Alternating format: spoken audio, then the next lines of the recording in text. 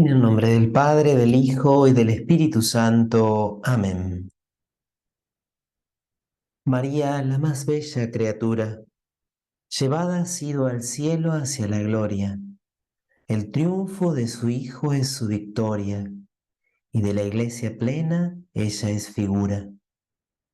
A quienes caminamos sendas duras, heridos del pecado y de la historia, nos salva tener siempre en la memoria su triunfo sobre todas las locuras.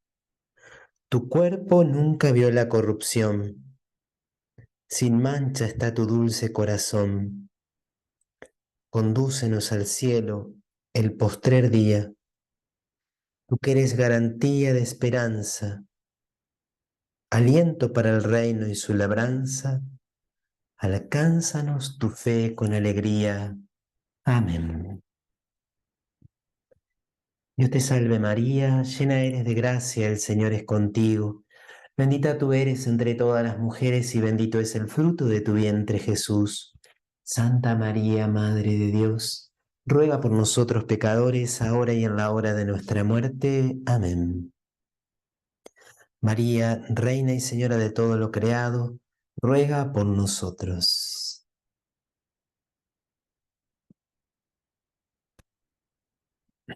Bueno, muy buenas tardes a todos. Bienvenidos a esta, la séptima clase de nuestro breve curso de Mariología.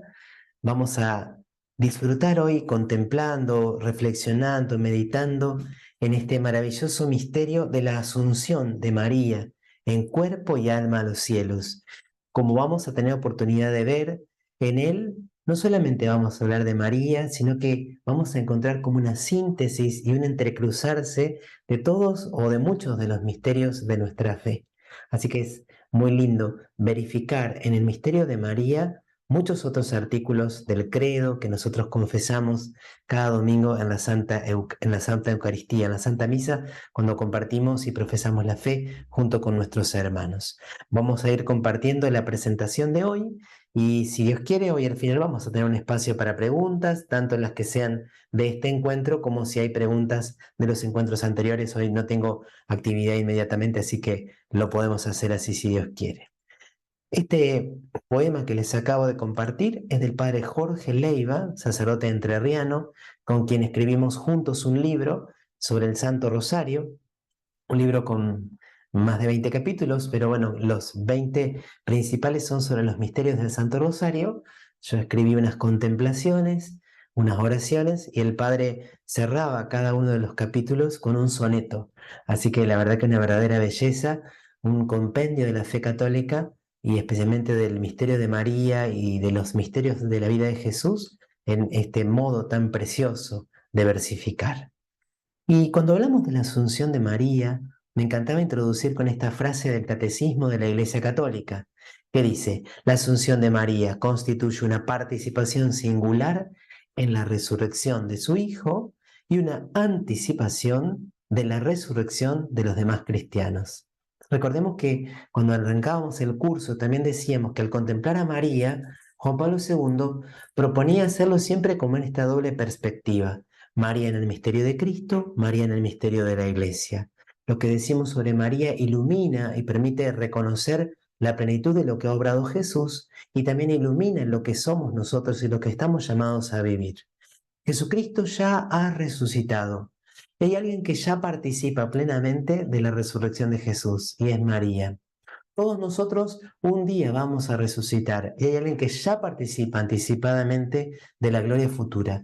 Por eso María recibe como gracia aquello que Cristo recibió primero, y María recibe primero lo que todos nosotros, lo que toda la iglesia, lo que todos los redimidos recibiremos un día en la consumación de la historia. Por eso el catecismo le encanta usar esa expresión: María, ícono escatológico de la iglesia.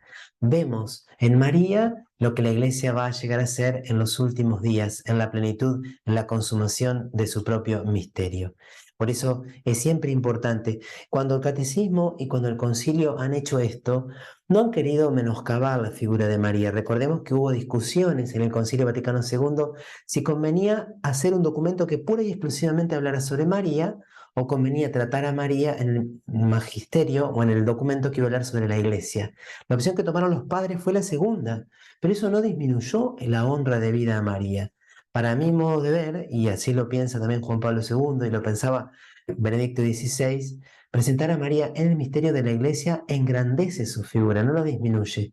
¿Por qué? Porque nos permite reconocerla no solo en sus privilegios, en su dignidad y en su vocación personal, sino en esta presencia como miembro más eminente de la iglesia, como madre de la iglesia, como mediadora, como auxilio, como aquella que le permite a la iglesia hoy tener una relación tan viva, tan profunda, tan personal con nuestro Señor Jesucristo.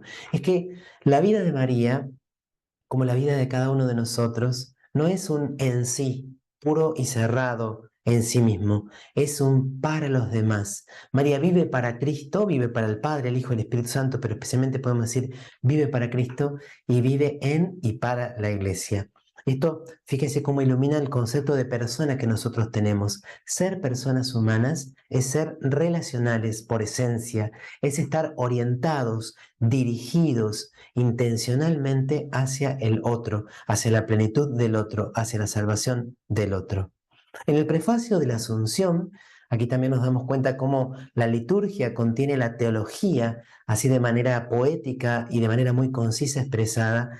En el prefacio de esa fiesta que celebramos los católicos el 15 de agosto, se dice así, después de la introducción: Santo eres, verdaderamente justo y necesario, es nuestro deber y salvación darte gracias siempre y en todo lugar, Señor Padre Santo, Dios Todopoderoso y Eterno. La Iglesia glorifica al Padre por Jesucristo y por el motivo particular el día de la Asunción, porque hoy ha sido llevada al cielo la Virgen Madre de Dios. Fíjense, la Virgen Madre de Dios, virginidad perpetua, maternidad divina.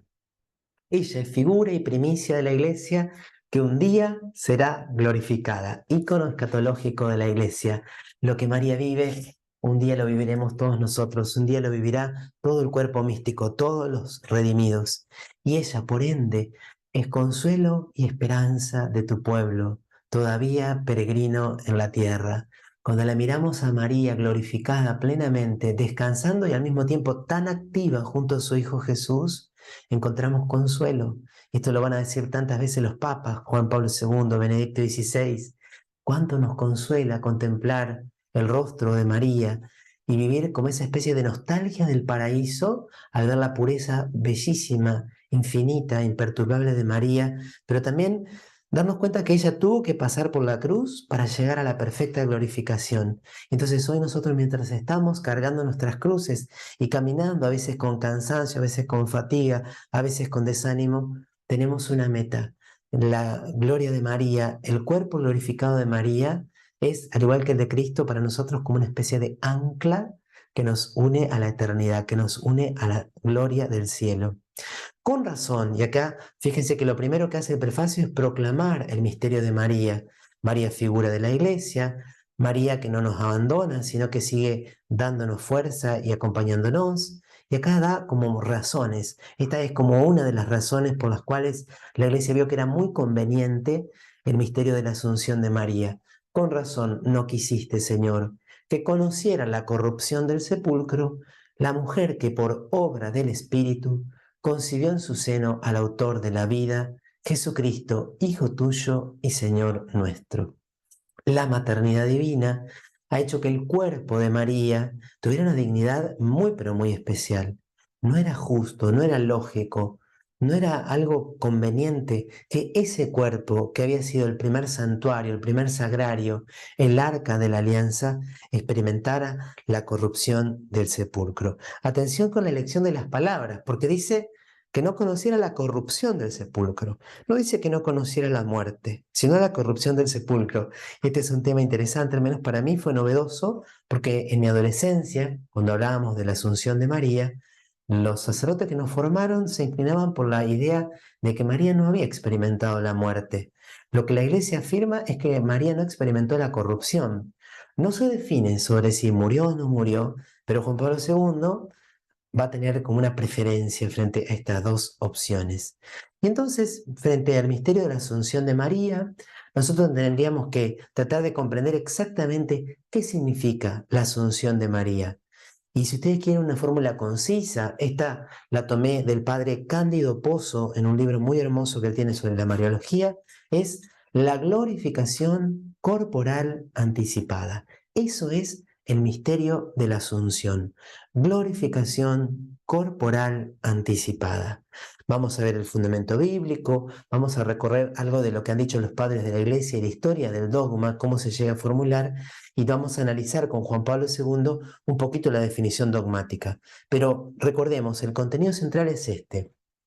El cuerpo de María recibe ya una participación plena y perfecta en la gloria futura. No solo el alma de María, también el cuerpo de María. Aquí también en la catequesis y a veces en la teología se ha acentuado la diferencia entre ascensión y asunción. Ascensión es el misterio de Cristo y asunción es lo que ocurre con María. La diferencia, según esta doble terminología, es que Cristo se glorifica o entra en la gloria del Padre, participa de la gloria del Padre por su propia virtud divina. Por decirlo de alguna forma, Él mismo asciende por sí mismo a la gloria del Padre. Y María, en cambio, no lo hace por sí misma, sino que lo recibe como gracia. Por eso María es asunta. Hay un verbo que se utiliza en voz pasiva. Jesucristo sube al cielo, María es llevada al cielo.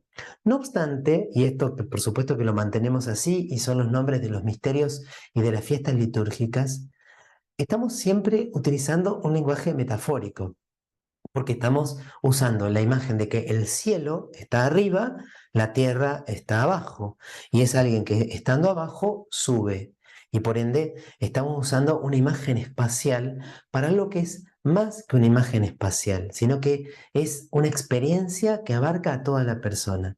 Cristo es glorificado. Si Cristo es glorificado por su propia virtud divina, pero también sería legítimo decir que Cristo es glorificado por el Padre.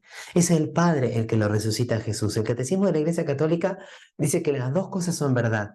Que Cristo resucita, se resucita a sí mismo, resucita por su propia virtud divina.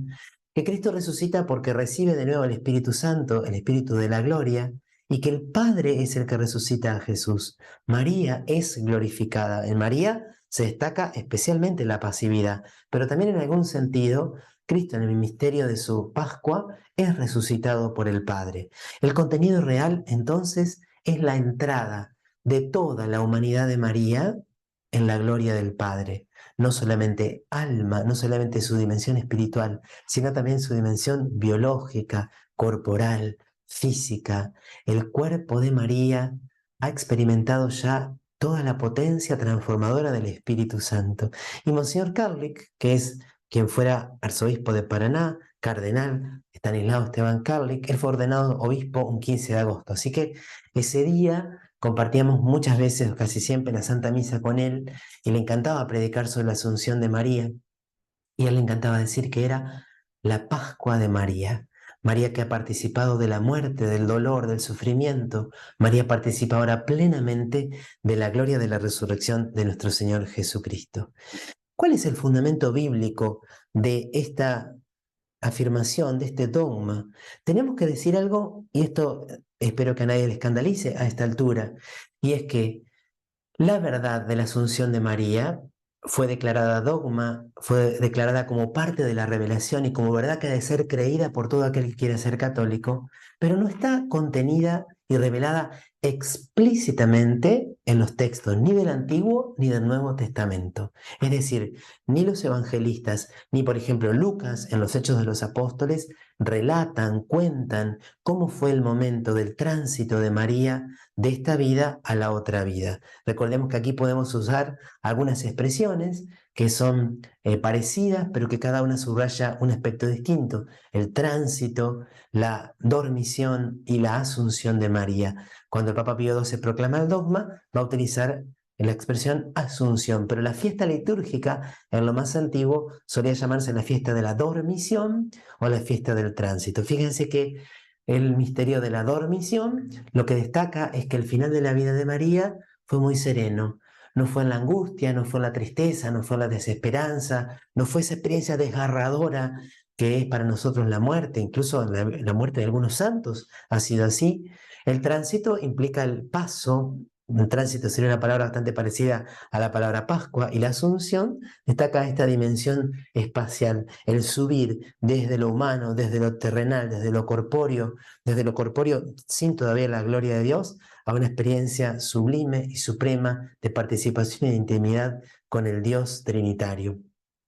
Entonces, cuando hablamos de fundamento bíblico, vamos a ver que hay 3 o 4 textos que pueden aplicarse y que parece que iluminan hermosamente el misterio de la Asunción de María, pero no son descripciones o relatos de la Asunción. Y me encantaba en este momento del fundamento bíblico compartirle algunas de las lecturas que nos traen la misa de la Virgen María, que tiene 2 misas, un formulario para la vigilia y un formulario para la misa del día. ¿Qué es lo que nos cuenta el libro de las Crónicas en el capítulo 15 y capítulo 16?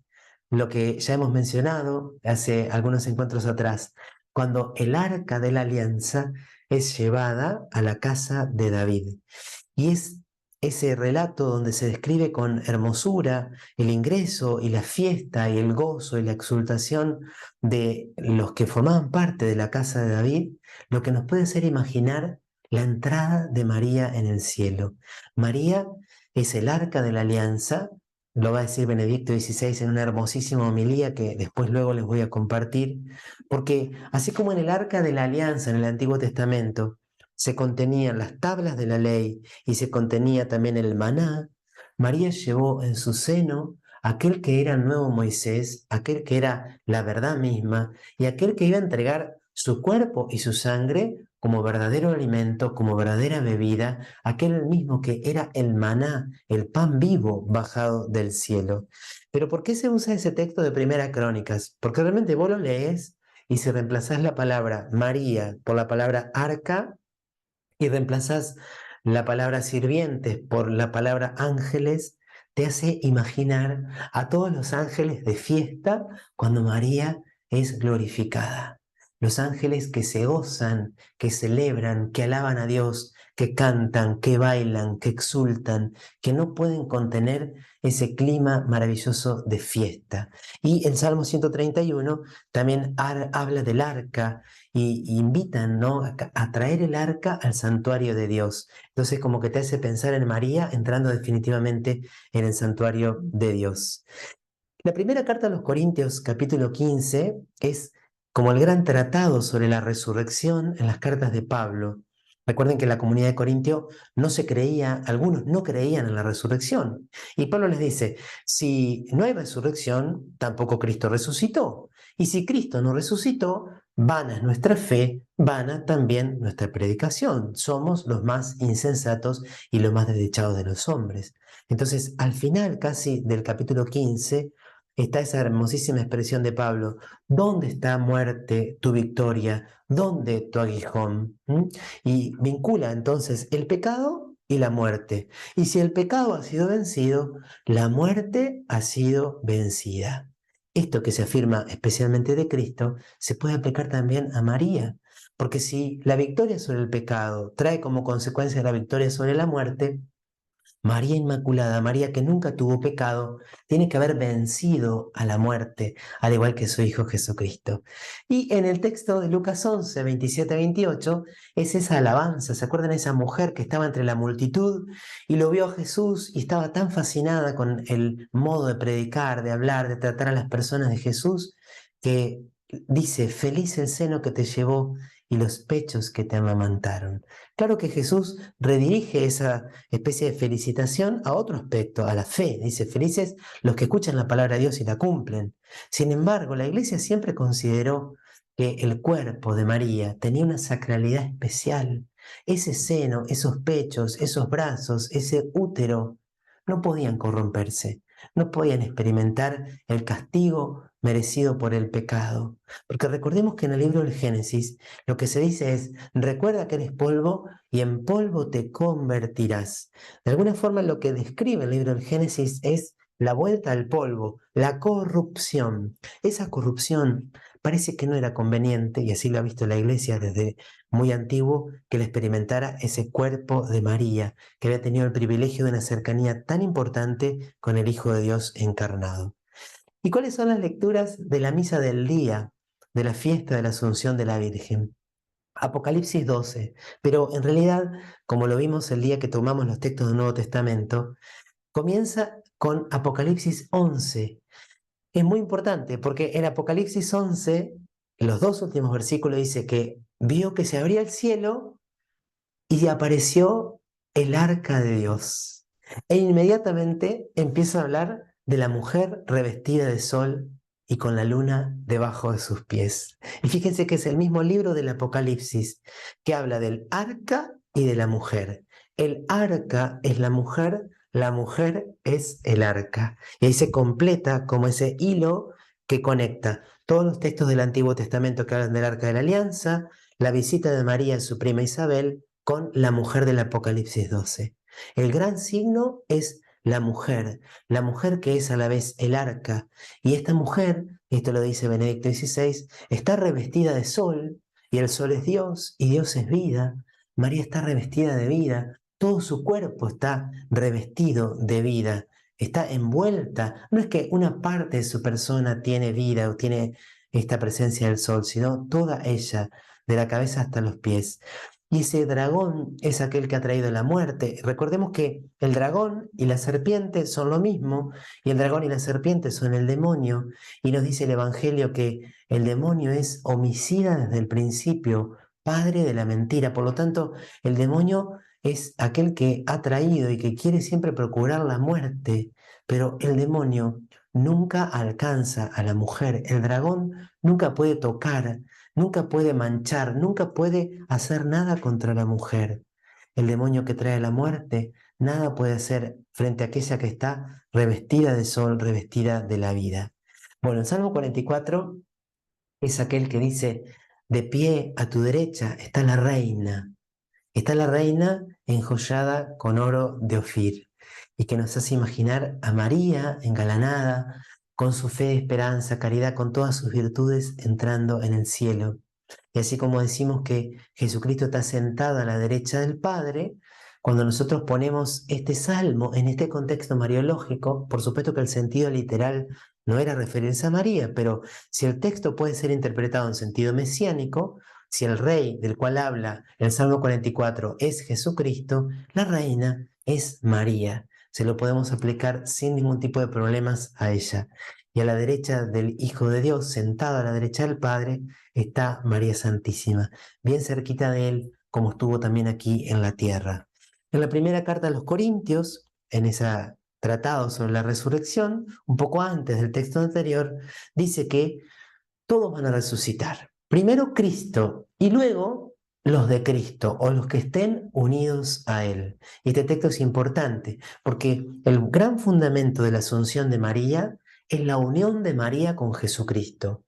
Los que más unidos estén a Jesucristo van a resucitar primero. ¿Quién es la que más unida estuvo a Jesucristo? María. Por lo tanto, es totalmente legítimo pensar que ella es, ha sido y será la primera en experimentar los frutos de la resurrección. Y finalmente, en el texto de Lucas 1, además de que ella aparece allí como el arca de la alianza, se da el canto del Magnificat. En las homilías de Benedicto XVI, que también les voy a compartir, preparé un archivo de Word con todo el texto de ellas. Benedicto XVI es como que se regocija, como que se expande al hablar del Magnificat. Encuentra en él una síntesis preciosísima de toda la fe bíblica. ¿Y dónde aparece de algún modo insinuado el misterio de la Asunción? Cuando la Virgen profetiza que Dios derriba a los poderosos de su trono y eleva a los humildes. Dice Benedicto XVI, en María se da lo contrario que se dio en la serpiente y que se dio en Adán. Recordemos que el demonio quiso arrebatar la divinidad, él quiso elevarse a sí mismo, quiso autoexaltarse y por eso fue arrojado a la tierra, fue arrojado al infierno que fue creado para el demonio y sus ángeles, no para el hombre, para el demonio y sus ángeles. Y Adán, en lugar de esperar que Dios le diera todas las gracias y lo glorificara, como Dios tenía pensado hacerlo, Adán quiso ser como Dios pero sin Dios y contra Dios. Y por eso fue expulsado del paraíso. María, en cambio, se humilla, se hace pequeña, se proclama esclava del Señor y por eso es elevada. El que se eleva será humillado y el que se humilla será elevado. Esas palabras que iba a decir Jesús, que son como la nueva ley del Nuevo Testamento, ya las profetizó, ya las dijo anticipadamente María en el canto del Magnificat. ¿Cuál es el texto clave, el texto central de la definición dogmática del año 1950? Después nos vamos a ir un poquitito para atrás.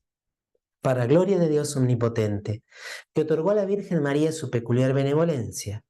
Fíjense que lo que proclama Pío XII no es, en primer lugar, para gloria de María, es para gloria de Dios.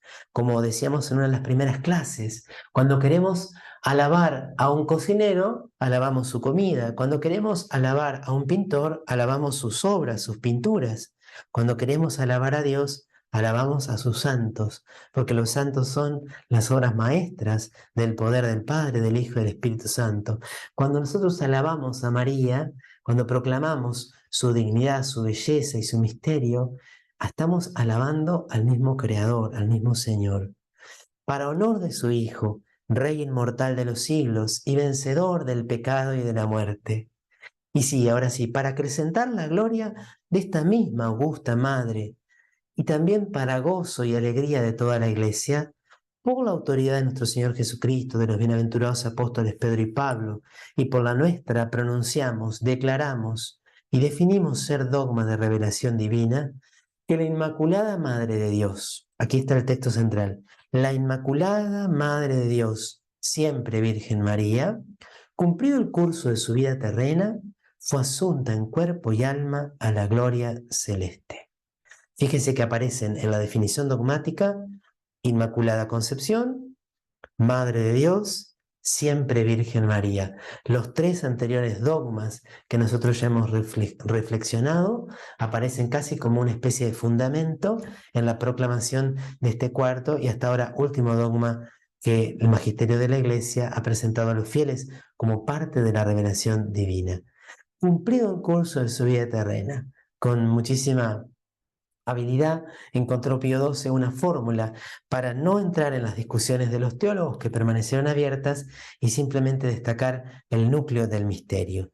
¿Y qué es lo que han dicho los padres de la Iglesia? Ahora vamos a ir a las catequesis de Juan Pablo II, pero recordemos que el gran principio patrístico sobre Jesús y María, sobre María y Jesús, ¿cuál fue?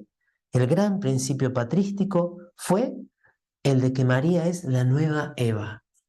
Así como San Pablo hablaba del nuevo Adán, junto al nuevo Adán Dios quiso que estuviera la nueva Eva, que Jesús tuviera a María no solo como mamá, sino también como socia, como colaboradora, como aquella que camina junto con Él y que junto con Él realizan la obra de la redención.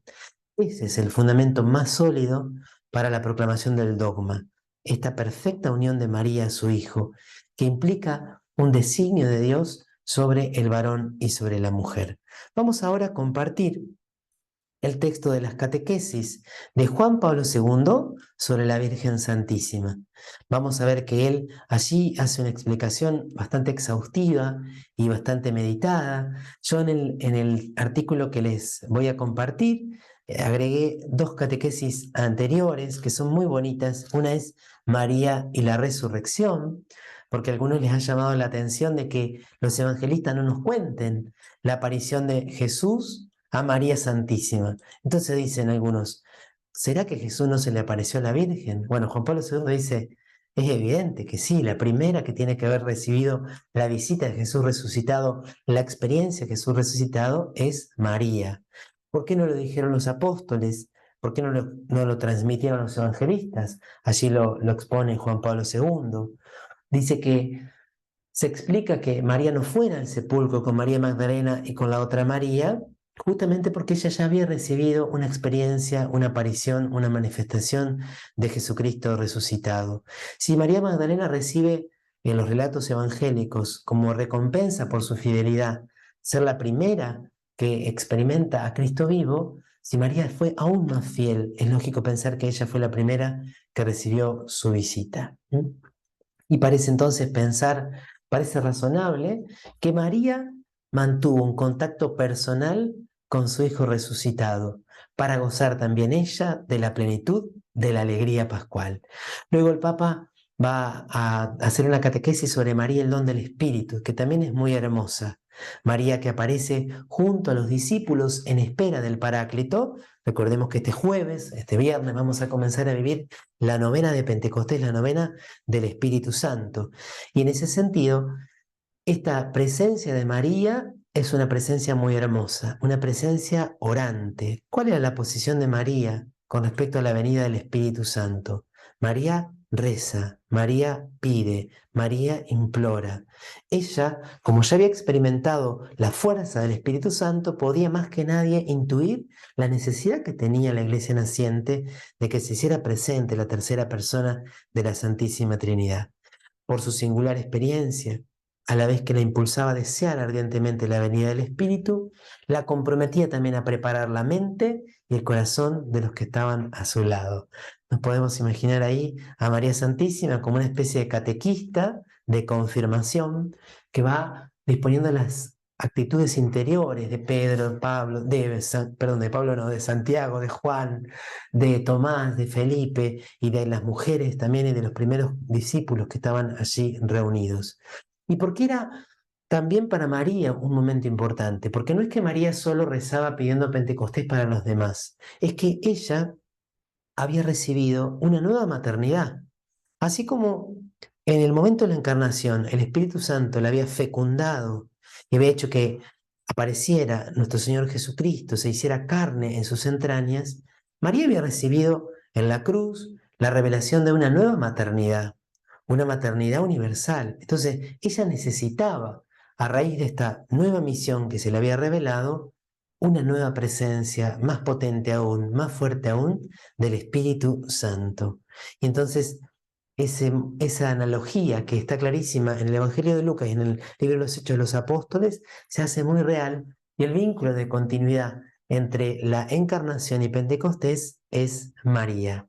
Del mismo modo que en la encarnación el Espíritu había formado en su seno virginal el cuerpo físico de Cristo, ahora el mismo Espíritu viene para animar su cuerpo místico. Entonces María, nos imaginamos que ha recibido con mucho gozo. Vieron que cada uno empezó a alabar a Dios y cada uno podía escucharlo en su propia lengua. Y entonces, en esta iglesia, María va a estar presente, llena de una nueva efusión del Espíritu Santo. Fíjense qué hermoso esto que nos dice el Papa Juan Pablo II. En esa iglesia que nace, ella entrega a los discípulos, como tesoro inestimable, sus recuerdos sobre la encarnación, sobre la infancia, sobre la vida oculta y sobre la misión de su Hijo Divino. Esto que la tradición ha sobre todo vinculado con la figura de San Lucas Evangelista, como que María fue la confidente que le fue contando a Lucas esos detalles que no habían tenido acceso quizá todavía los otros. No tenemos información, pero cabe suponer que incluso después de Pentecostés, ella siguió llevando una vida oculta y discreta, vigilante y eficaz. Iluminada y guiada por el Espíritu, ejerció una profunda influencia en la comunidad de los discípulos del Señor. ¿Quién podría dudarlo? Los detalles no están en los evangelios, no forman parte de lo que Dios ha querido que quedara consignado ni allí ni en los Hechos de los Apóstoles. Hay muchas tradiciones, hay tradiciones que nos hablan de una presencia de María en Éfeso, de que allí ha sido el lugar donde ha morado junto con el evangelista San Juan, también el lugar donde ha ocurrido su elevación a los cielos, pero esto no ha quedado en las Sagradas Escrituras, sino que está ligado también a lo que pertenece a la tradición de la Iglesia. Entonces, la primera catequesis específica sobre la Asunción es la que hace Juan Pablo II en junio del 97 y se va a referir en primer lugar a este misterio como la dormición de la Virgen María. Sobre la conclusión de la vida terrena de María, el concilio, recordemos que Juan Pablo va a hacer su Mariología citando y explicando el concilio, cita el concilio mismo la definición del dogma. La Virgen Inmaculada, preservada inmune de toda mancha de pecado original, terminado el curso de su vida en la tierra, fue llevada en cuerpo y alma a la gloria del cielo. Con esta fórmula, el concilio, siguiendo a Pío XII, no se pronuncia sobre la cuestión de la muerte. ¿sí? Porque fíjense que utiliza esta expresión, terminado el curso de su vida en la tierra. Pío XII no pretendió negar el hecho de la muerte, solamente no juzgó oportuno afirmar solemnemente como verdad que todos los creyentes debían admitir la muerte de la Madre de Dios. Aquí me encanta porque Juan Pablo II sabe que no es el elemento central de la definición dogmática. El núcleo de la definición dogmática es que el cuerpo de María fue glorificado de manera anticipada. Pero parece como que este tema a Juan Pablo II le gustaba mucho. Entonces dedica especialmente esta catequesis a mostrar que de acuerdo a la tradición es más plausible y parece mucho más conveniente afirmar que María sí experimentó la muerte y que venció la muerte por los méritos en virtud de la fuerza de la resurrección de Jesucristo. En realidad, algunos teólogos han sostenido que la Virgen fue liberada de la muerte y pasó directamente de la vida terrena a la gloria celeste. Esta postura, que como les compartía, era lo que a mí me enseñaron en mi adolescencia, fue sostenida por algunos teólogos. Sin embargo, esta opinión era desconocida hasta el siglo XVII, mientras que en realidad existe una tradición común que ve en la muerte de María su introducción en la gloria celeste. Cuando estamos hablando de muerte, recordémoslo muy bien, es el hecho de que María experimenta la separación de su alma y de su cuerpo. Hay un momento, un tiempo, que para algunos ha durado probablemente lo mismo que duró la separación del cuerpo humano de Jesús del alma humana de Jesús, es decir, que María también al tercer día hubiera sido glorificada, pero existió ese momento. María experimenta esta separación del alma y del cuerpo. Eso es lo que afirma Juan Pablo II. Pío XII no lo definió. Por lo tanto, si alguien dijera, no, para mí María no murió y diera sus argumentos, no estaría incurriendo en la herejía ni quedaría fuera de la fe, porque eso no fue definido de manera exacta, de manera precisa. Entonces, ¿es posible que María haya experimentado en su carne el drama de la muerte? Reflexionando en el destino de María y en su relación con su Hijo Divino, parece legítimo responder afirmativamente. Dado que Cristo murió, sería difícil sostener lo contrario por lo que se refiere a su madre. Es decir, el argumento tiene que ver con el hecho de que María es nueva Eva y que María está asociada íntimamente a la suerte de Jesús. Y si Jesús experimentó la muerte, María también tiene que haber experimentado la muerte, pero que no es lo mismo que afirmar que experimentó la corrupción del sepulcro. Ni Jesús experimentó la corrupción del sepulcro, ni María experimentó la corrupción del sepulcro. En eso es clarísima la afirmación de la fe. Recordemos que en el mundo bíblico la corrupción comenzaba a darse a partir del cuarto día. Por eso cuando van a la tumba de Lázaro, le dicen a Jesús, ¿no? Y lo aclara el evangelista, hace 4 días que ya está muerto y ya su cuerpo había entrado en ese proceso de corrupción. Antes del cuarto día, todavía no había comenzado, de acuerdo a la visión del tiempo de Jesús. Aquí el Papa empieza a citar a algunos padres de la Iglesia que no dudaron al respecto. Santiago de Sarú dice que el coro de los 12 apóstoles, cuando a María le llegó el tiempo de caminar por las sendas de todas las generaciones, estos apóstoles se reunieron para enterrar el cuerpo virginal de la bienaventurada. Luego, ese discurso que es sobre el entierro de la Madre de Dios, aparece un testimonio de San Modesto de Jerusalén, quien habla de la santísima dormición de la gloriosísima Madre de Dios y concluye su encomio exaltando la intervención prodigiosa de Cristo, que la resucitó de la tumba. También San Juan Damasceno se pregunta, ¿cómo es posible que aquella que en el parto superó todos los límites de la naturaleza se pliegue ahora a sus leyes y su cuerpo inmaculado se someta a la muerte? Ciertamente era necesario que se despojara de la parte mortal para revestirse de la inmortalidad, puesto que el Señor de la naturaleza tampoco evitó la experiencia de la muerte. En efecto, Él muere según la carne y con su muerte destruye la muerte, transforma la corrupción en incorruptibilidad y la muerte en fuente de resurrección. De modo que en la tradición más antigua, estos padres de la Iglesia, lo que ellos suponen y dan como un hecho, y esto es lo que ha transmitido la tradición, María tiene una muerte seguramente muy dulce, muy serena, por eso se la llamó la dormición, una muerte en una unión muy profunda con Jesús, ya vamos a ver algunos textos, incluso San Francisco de Sales, pero experimenta la muerte. Es sepultada es enterrada, por decirlo así, y luego Dios, Jesucristo, la resucita también su cuerpo. Es verdad que en la revelación la muerte se presenta como castigo del pecado, pero pensemos que la madre no es mayor que el hijo, y este hijo que aceptó la muerte le dio a ella un nuevo significado y la transformó en instrumento de salvación. Si María estuvo implicada en la obra redentora y asociada a la ofrenda salvadora de Cristo, pudo compartir el sufrimiento y la muerte con vistas a la redención de la humanidad. ¿Mm? Otros escritores antiguos, como Severo de Antioquía, dice que para que experimentara la resurrección era necesario que antes se produjera la muerte, porque si todos teníamos destino de resurrección, la única manera que María resucitara fuera que primero participara de la muerte. El Nuevo Testamento no da ninguna información sobre las circunstancias de la muerte de María. Ese silencio induce a suponer que se produjo normalmente, sin ningún hecho digno de mención. Si no, esto hubiera quedado consignado. Aquí, por supuesto que a veces los místicos, algunas personas que tal vez han recibido revelaciones privadas, dicen, no, la muerte de María fue así, fue de esta manera, fue de esta otra, aparecieron ángeles, se vio una gran luz, etc. No lo podemos negar, pero Juan Pablo II dice que el Nuevo Testamento no nos da indicaciones. Y si hubiera habido algo extraordinario, algún fenómeno así muy prodigioso, como una especie de teofanía muy pero muy notoria, hubiera quedado consignado como noticia en los escritos bíblicos o al menos en los escritos de los primeros padres de la Iglesia. En cuanto a lo que es la causa de la muerte de María, no parece fundada las opiniones que quieran excluir las causas naturales. O sea que María ha llegado también por quizás su vejez. Recordemos que las personas en la época de Jesús tampoco vivían tantos años, el promedio de vida no era tan elevado.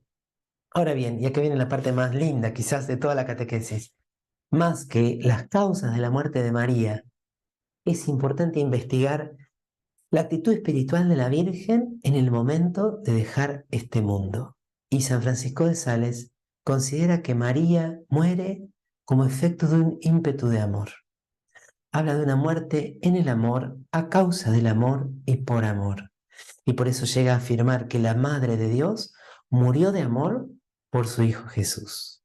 Acá viene un poquitito a traer luz la experiencia de algunos místicos. Algunos de ustedes quizás han escuchado hablar de San Juan de la Cruz, de Santa Teresa de Jesús, y ellos también expresan que cuando la persona llega a un grado muy, pero muy grande de intimidad con Dios, es como que es tan fuerte la presencia de Dios que el cuerpo no puede soportarla.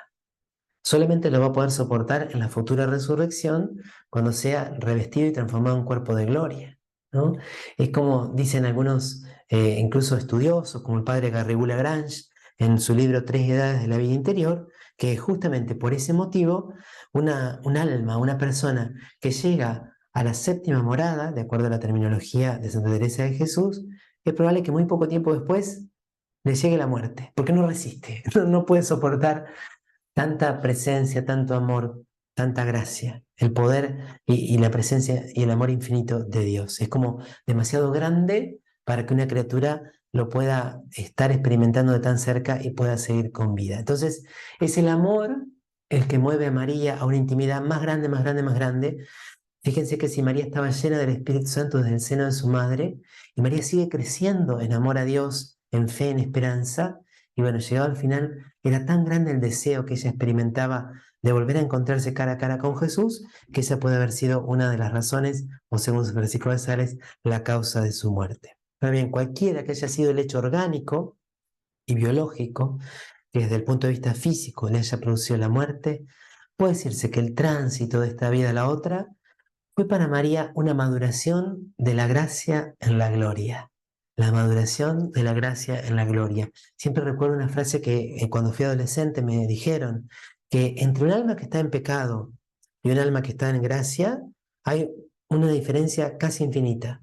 En cambio, entre un alma que está en gracia y un alma en la gloria hay una continuidad.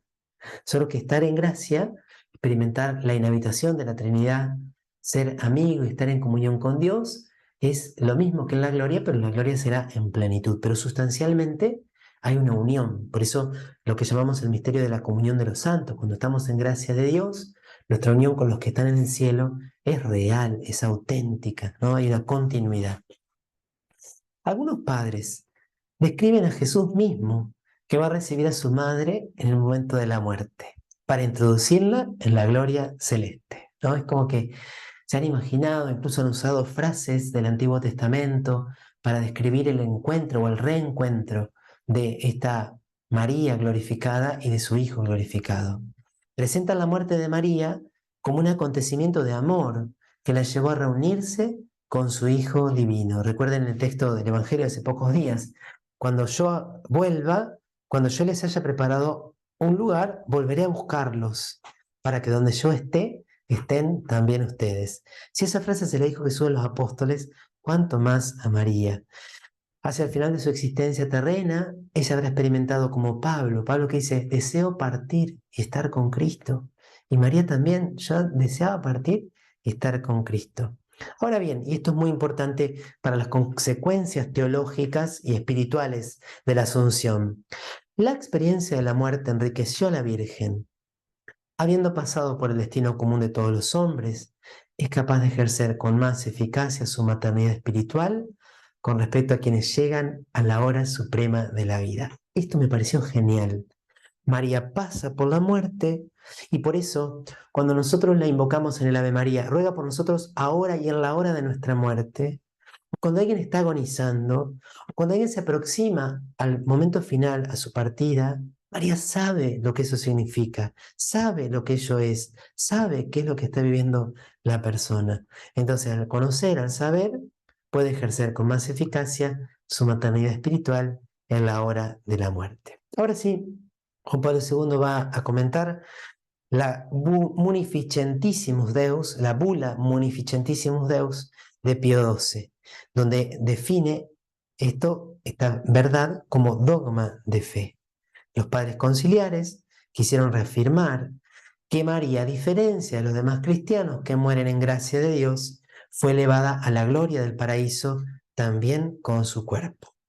Esta es una creencia milenaria. Hay testimonios muy antiguos en la tradición iconográfica, en las fiestas litúrgicas, en los himnarios y en la reflexión de los padres de la Iglesia.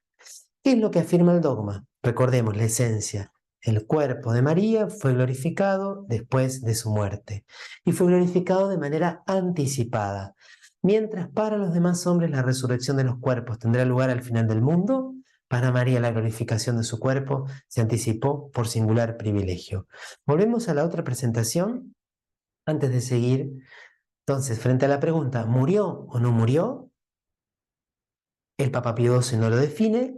Juan Pablo II se inclina a decir que sí, que habrá experimentado la separación del alma del cuerpo, pero no la corrupción del cuerpo, y que esa experiencia de María de pasar por la muerte la capacita para interceder de manera aún más eficaz por nosotros en la hora de la muerte. ¿Y alguien más está con su cuerpo en el cielo? Bueno, en la definición del dogma de la Asunción, no se dice que fue una gracia singular. Recordemos que cuando el Papa Pío IX definió la Inmaculada Concepción, dijo que era una gracia singular, o sea que solamente María fue concebida sin pecado original.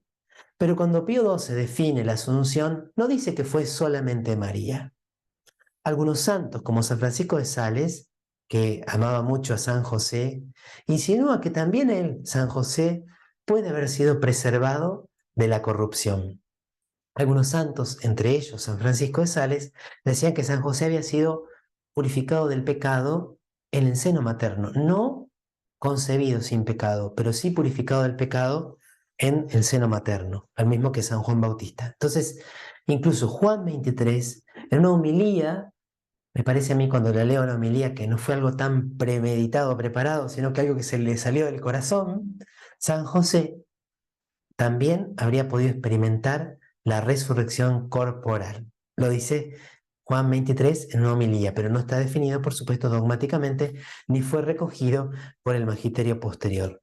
En el texto de la declaración del dogma no se afirma, pero tampoco se excluye la posibilidad de que haya otras personas. Sí lo dice acá la catequesis de Juan Pablo II. Dice, se anticipó por singular privilegio. Pero algunos otros que leen entre líneas dicen que ese singular no aparece en la definición dogmática, lo cual sí aparece en la definición del dogma de la Inmaculada Concepción. Bueno, para que discutan los especialistas. El 1 de noviembre, entonces, de 1950, Pío XII no quiso usar el término resurrección, ni tomar posición con respecto a la cuestión de la muerte. Se limita a afirmar la elevación del cuerpo de María a la gloria celeste. ¿Cómo no notar aquí que la asunción de la Virgen forma parte desde siempre de la fe del pueblo cristiano, el cual, afirmando el ingreso de María en la gloria celeste, ha querido proclamar la glorificación de su cuerpo? Los testimonios más antiguos se remontan a los siglos II y III, relatos apócrifos, es decir, relatos que no fueron considerados como palabra de Dios, porque eran un poco posteriores, porque no tenían autenticidad en cuanto a sus autores, pero sí ya insinuaban que María era glorificada corporalmente. Algunos de ustedes me hacía mención a los evangelios apócrifos. Por supuesto que cualquiera de nosotros puede leer los evangelios apócrifos. No están prohibidos, solamente que hay que considerar que algunos de ellos más bien son ejercicios de la piedad y de la imaginación y pueden alimentar la fe. Y algunos otros pueden tener un poquito de contaminación de algunas de las herejías de los primeros 2 siglos de la historia de la Iglesia. Pero no es que estén prohibidos o que no tengamos acceso a ellos. Hoy por hoy los podemos encontrar en Internet y algunas intuiciones de los evangelios apócrifos fueron creciendo y fueron profundizadas por los padres de la Iglesia y después entraron a formar parte del acervo de la cultura cristiana. En los siglos siguientes se fue desarrollando una larga reflexión con respecto al destino de María en el más allá. Poco a poco llevó a los creyentes a la fe en la elevación gloriosa de la Madre de Jesús en alma y cuerpo, y a la institución en Oriente de la fiesta litúrgica de la Dormición y de la Asunción. Esta fiesta tiene como más protagonismo en Oriente primero que en Occidente. Y aquí también nos damos cuenta el protagonismo que tiene el pueblo que cree, el pueblo que confía, el pueblo que no se le ocurre pensar que María no estuviera. Y uno de los argumentos que se solían citar en los manuales de Mariología o de apologética es que nosotros tenemos las tumbas de muchos santos, las tumbas de muchos mártires, y tenemos ya en la antigüedad el culto de las reliquias de los cuerpos de los mártires y de los santos, pero no hay absolutamente ningún testimonio de que existiese la tumba de María Santísima, o mejor dicho, el cuerpo de María Santísima, reliquias de María Santísima, porque si María Santísima, su cuerpo hubiera quedado aquí en la tierra, es muy probable que sus reliquias hubieran sido veneradas desde muchísimo tiempo, o que su tumba fuera un lugar de peregrinación, pero una tumba sellada con la presencia del cuerpo. Por supuesto que esto no es un argumento decisivo, pero es un argumento que se puede mencionar teniendo en cuenta el modo en que se ha progresado la fe católica en relación a María. Esta fe en el destino glorioso del alma y cuerpo se difundió desde Oriente a Occidente con gran rapidez y a partir del siglo XIV se hizo general a toda la Iglesia. Y en nuestro siglo, siglo XX, siglo anterior a nosotros, constituía una verdad casi universalmente aceptada y profesada por la comunidad cristiana en todo el mundo. Entonces, en 1946, Pío XII, en una encíclica, promueve una amplia consulta. Dice ahí también Pío XII que recibió muchos pedidos, al igual que con el dogma de la Inmaculada Concepción. Le piden, Santo Padre, proclame el dogma de la Asunción de María. Esa década, entre el año 1945 y 1955, fue una década de un fervor mariano impresionante. Había congresos marianos, estudios marianos, revistas marianas.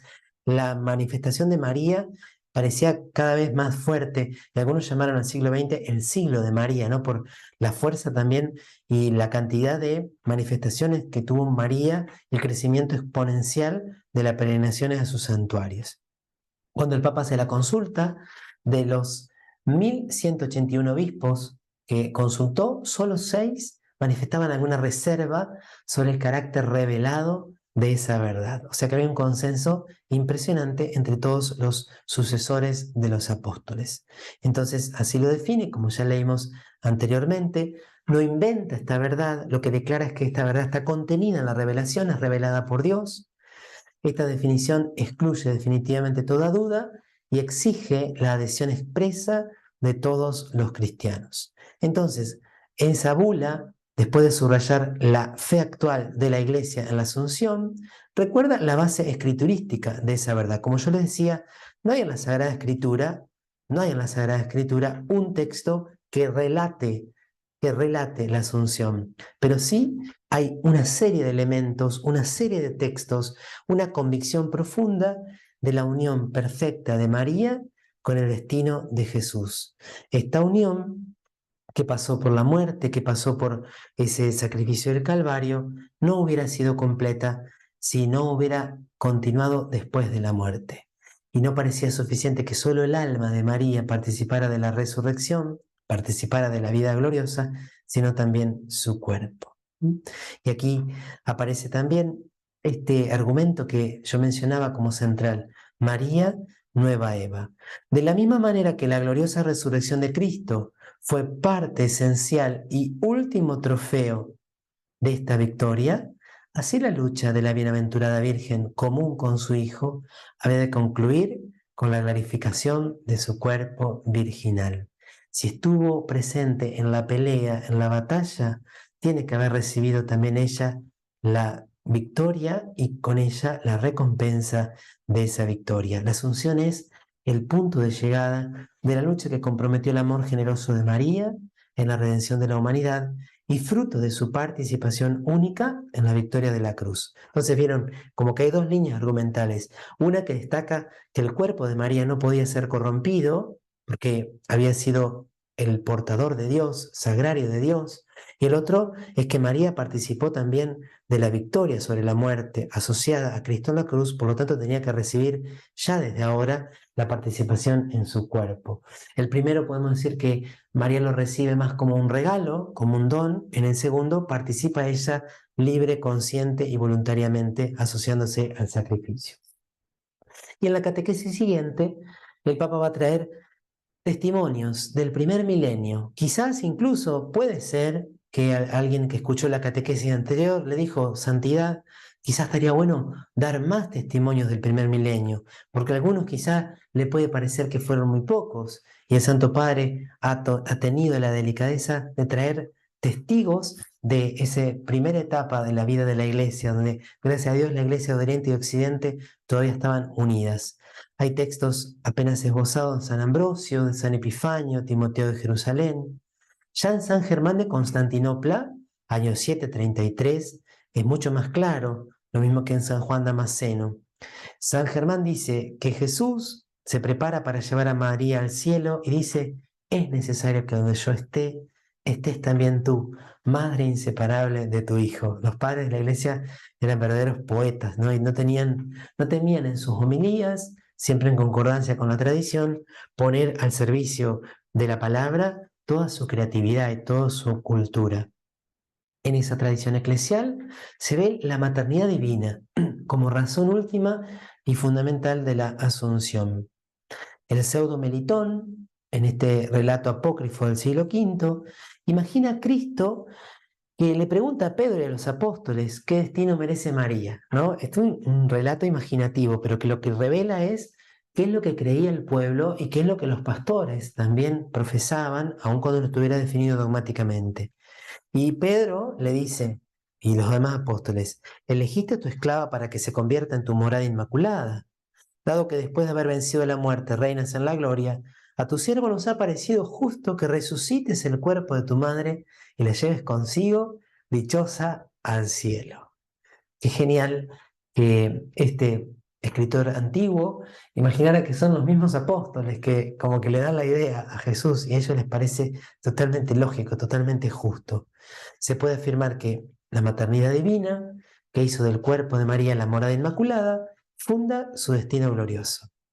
En San Germán, fíjense que hay otro argumento, podemos decir así como más afectivo. Es el afecto de Jesús a su madre el que exige que María se vuelva a unir con su Hijo divino en el cielo. Como un niño busca y desea la presencia de su madre, y como una madre quiere vivir en compañía de su hijo, Así también era conveniente que tú, de cuyo amor materno tu Hijo y Dios, no cabe duda alguna, volvieras a Él. Y no era conveniente que, de cualquier modo, este Dios que sentía por ti un amor verdaderamente filial, te tomara consigo. Es el cariño que Jesús le tiene a María. Es como que la extraña, es como que quiere volver a verla físicamente, a tocarla con su cuerpo, a abrazarla. Y nos podemos imaginar también, ¿por qué no? Ese abrazo tan tierno, tan pleno, tan divino humano entre María y Jesús con sus cuerpos gloriosos. En otro texto, Germán, San Germán de Constantinopla, integra el aspecto privado de la relación entre Cristo y María con la dimensión salvífica de la maternidad, sosteniendo que era necesario que la madre de la vida compartiera la morada de la vida. María tiene que estar allí también para poder ejercer mejor su maternidad.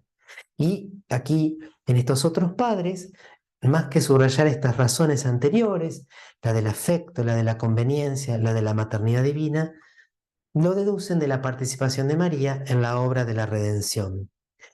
Dice San Juan Damasceno, que escribe muy pero muy bonito: era necesario que aquella que había visto a su hijo en la cruz y recibido en pleno corazón la espada del dolor, contemplara a ese hijo suyo sentado a la diestra del Padre.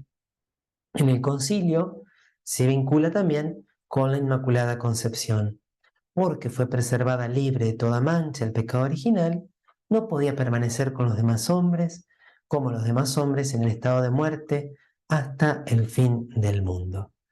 Entonces, ahora vamos a pasar como al último momento de la clase de hoy, que tiene que ver con el por qué. ¿Por qué? Y sobre todo, ¿qué nos dice a nosotros la Asunción?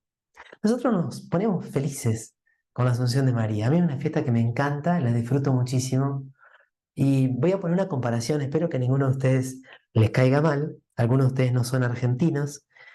Muchos, cuando Argentina ganó el Mundial pasado, decían, miren, yo no miro mucho fútbol, lo decían especialmente algunas mujeres, pero la verdad que me pone feliz que Argentina haya ganado un Mundial por Messi, porque el tipo se lo merecía, porque me parece que es una buena persona, que la peleó toda la vida, que lo trataron mal y que él se merecía el Mundial. Entonces, a mí no me interesa el fútbol, pero Messi se lo merecía. Bueno, disculpen la referencia futbolística, pero nosotros podemos, sí, como primera razón decir, la verdad que me pone contento por María. María se lo merecía. María se lo merecía. ¿Cómo no me voy a poner feliz cuando ella, que fue tan fiel, tan humilde, tan dócil, tan obediente, tan pura, tan generosa para permanecer siempre junto a su hijo? ¿Cómo no me voy a poner contento cuando ella recibe el premio por su fidelidad? Pero además de esa alegría gratuita, me pongo contento por María. También tiene un mensaje para nosotros, tiene una revelación para nosotros y nos dice algo para nosotros y para nosotros hoy. Lo primero que dice el Papa Juan Pablo II es que María es la primera criatura humana que realiza el ideal escatológico, anticipando la plenitud de la felicidad prometida a los elegidos mediante la resurrección de los cuerpos. Esa es la primera. Primero fue Jesús, junto a Jesús, María, y un día nos va a tocar a nosotros. Y a vos te encanta contemplar a María y a su cuerpo glorificado y la belleza de su mirada y de sus rasgos y de su cuerpo castísimo. Un día la vas a ver con tus propios ojos. ¿Te encanta imaginarte a María abrazando a Jesús? Un día vos también vas a poder abrazar a Jesús con tu cuerpo y abrazar a María con tu cuerpo si permaneces. Un día también tu cuerpo se va a llenar de gloria. Este cuerpo que ahora nos provoca cansancio, enfermedades, agotamiento, fatigas, que a veces parece que nos tira para abajo. Tu cuerpo un día también está destinado a la gloria. Bueno, dice Juan Pablo II, la asunción de la Virgen, vemos la voluntad divina de promover a la mujer. Dios ama a la mujer. La primera pura criatura que ha experimentado toda la gloria de Dios es una mujer. Porque Jesús no es pura criatura, es persona divina con una naturaleza humana. Al elevar a María y al colocarla allí en un trono, a la derecha del Hijo. Dios estaba revelando cuánto ama a cada mujer, el destino de gloria que anhela para cada mujer. Dios no es enemigo de la mujer, como algunos movimientos feministas, algunas corrientes dentro del feminismo han querido insinuar, como si la fe, la religión, el catolicismo impidiera el crecimiento de la mujer. Es que nunca la mujer puede alcanzar tanta plenitud como cuando deja entrar a Dios en su vida y hace que en su vida se manifieste la presencia de Dios. Fíjense qué impresionante, dice el Papa, como sucedió en el origen del género humano y de la historia de la salvación, en el proyecto de Dios, el ideal escatológico no debía revelarse en una persona, sino en una pareja. En Génesis hay un varón y una mujer. En Juan, en el momento de la cruz, hay un varón y una mujer. En la gloria, ya hoy, hay un varón y una mujer. Al lado de Cristo resucitado, hay una mujer resucitada, María, el nuevo Adán y la nueva Eva, primicias de la resurrección general de los cuerpos de toda la humanidad. Recordemos que según el libro del Génesis, y esto lo desarrolla Juan Pablo II en la teología del cuerpo, cuando Dios crea al ser humano a su imagen, lo crea varón y mujer. Solo en la dualidad varón-mujer resplandece completa la imagen de Dios.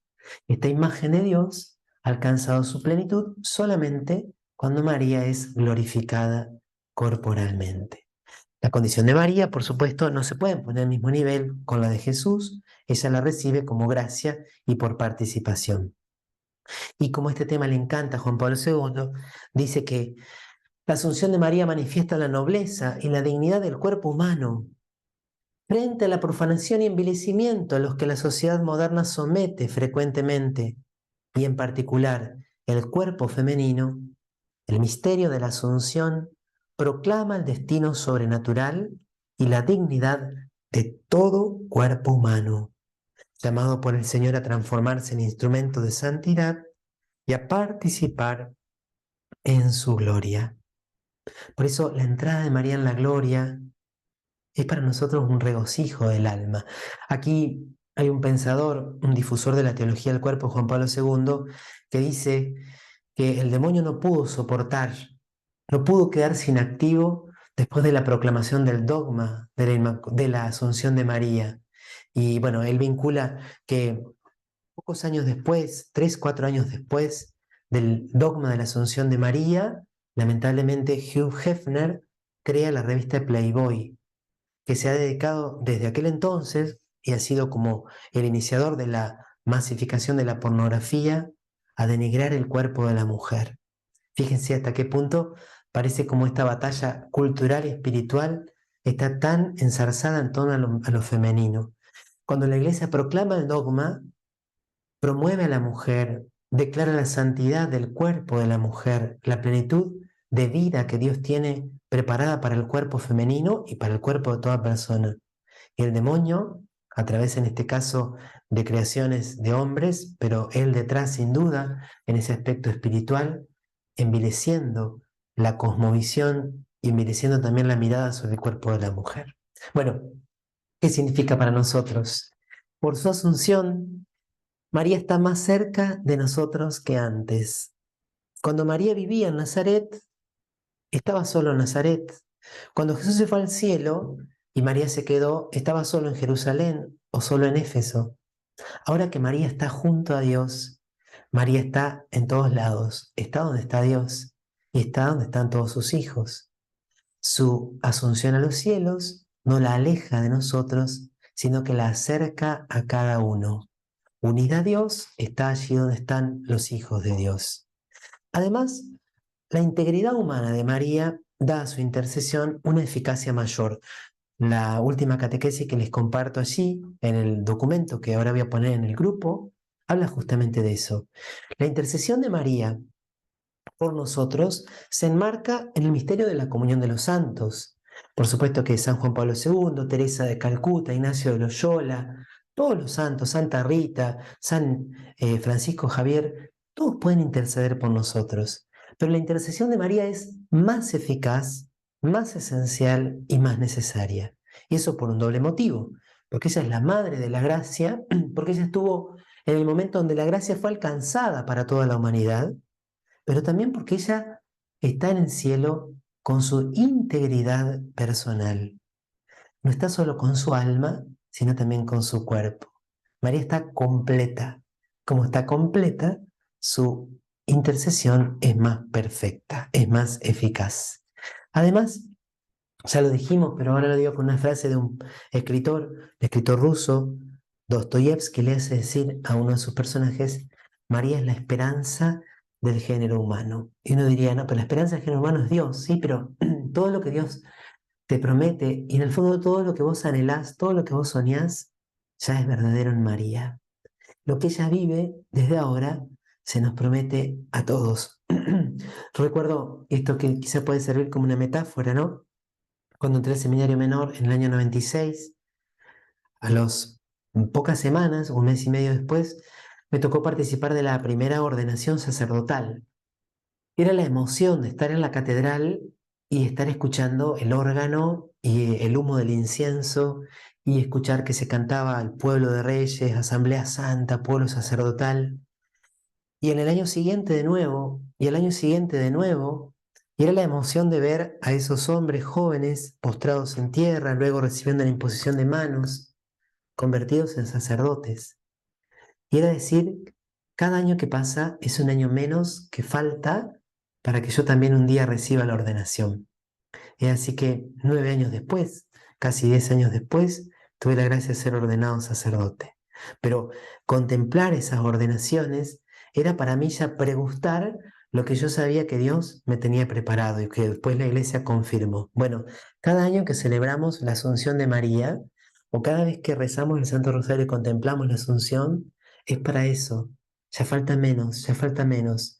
Falta menos para el cielo y falta menos para la segunda venida del Señor y falta menos para que yo también alcance esa perfecta glorificación.